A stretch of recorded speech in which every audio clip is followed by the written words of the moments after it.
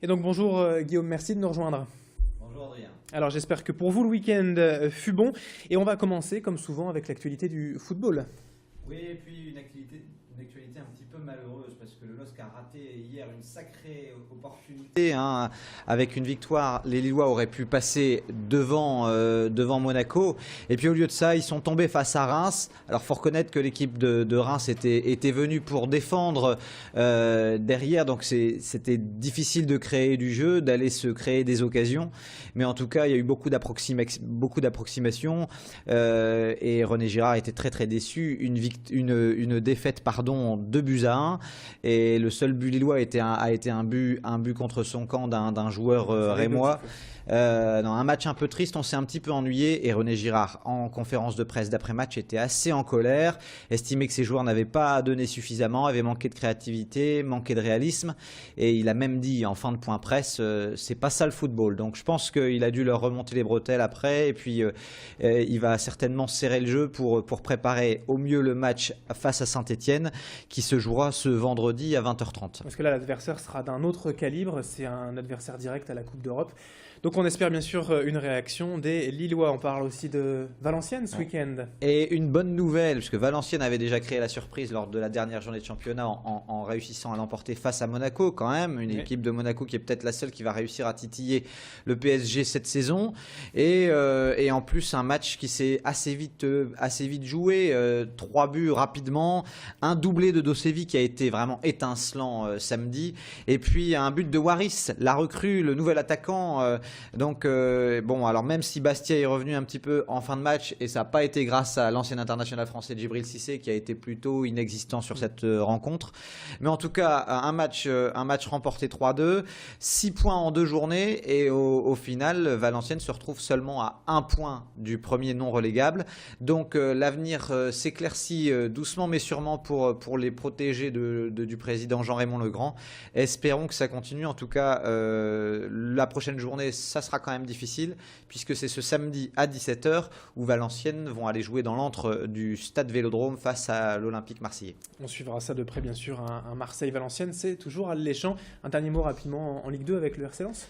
Lens qui joue ce soir face à Brest. Donc il ne faut pas se louper, parce que Angers et Metz ont la bonne carburation. Donc si Lens veut rester bien installé sur le podium, il faut absolument gagner ce match ce soir. Autre petite info qui est tombée il y a quelques jours, la DNCG a pour le moment interdit au Racing Club de Lens de recruter. Or, on sait que le Racing Club de Lens avait des velléités de recruter pendant ce mercato d'hiver. Donc, bien sûr, le RC Lens a interjeté appel de cette décision. Mais bon, c'est un petit coup dur pour Gervais Martel et ses équipes. Allez, c'est noté, on va fermer donc cette large page football pour passer maintenant aux autres résultats du volley et du basket également. Et avant toute chose, le volley, le TLM en Ligue B masculine, qui avait pas très bien commencé sa saison, avait plutôt mal terminé 2013, mais qui commence 2014 de manière étincelante. D'abord, mardi dernier, les Tourquenois étaient allés gagner 3-0 sans perdre un set à Alès. Et là, ce week-end, c'était le derby du Nord face à Cambrai. Et là aussi, le TLM l'a emporté 3-0, n'a pas perdu un set. Il y a une dynamique en ce début d'année pour les Tourquenois, espérons que ça continue. Le basket également, avec un petit tour d'horizon chez les garçons notamment. Nouvelle défaite pour le LMB. Nouvelle défaite pour le LMB en Pro B, ça c'était face à Hier Toulon, bon, qui est quand même une grosse cylindrée de la Pro B. Nouvelle défaite également d'Orchy, qui est tombé contre Saint-Vallier. L'arrivée du nouveau joueur à Orchy, Soliers, n'a pas permis de l'emporter. Et puis les semaines se suivent et se ressemblent, puisque les autres équipes de Pro B de la région, Denain, le Portel et surtout Boulogne, qui caracole en haut de Pro B, l'ont emporté. Un petit mot de Ligue féminine pour dire que le SBVA a encore une fois gagné face à Basketland, une victoire nette 74-65. Et on va terminer par la meilleure nouvelle, c'est Gravelines, qui avait eu vraiment aussi un début de saison noir, catastrophique, des blessures, cette fameuse bagarre à Paris. Et bien là, Gravelines a remporté un 4e match consécutif. C'était en plus pas face à n'importe qui, puisque c'était face à Nanterre, champion de France en titre. On va terminer avec vos deux coups de cœur pour ce lundi, et tout d'abord avec du water polo. du water-polo et pas n'importe quoi, puisqu'il y a un tournoi qualificatif pour les championnats d'Europe féminins avec les plus grandes équipes européennes. La France sera représentée, hein, ça va se passer les 17, 18 et 19, donc à partir de vendredi à la piscine Max Dormois.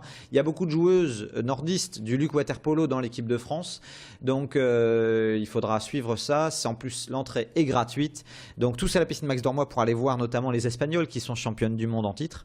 Et puis il y a aussi d'autres équipes, je crois qu'il y a l'Italie et puis encore quelques autres. Ouais, donc du très haut niveau de water-polo, c'est ce week-end à Max Dormois. Ouais. Du très haut niveau. Un autre coup de cœur, c'est le CP Lys, l'équipe de tennis de table féminine de Lys-les-Lanois, qui a eu vraiment une sombre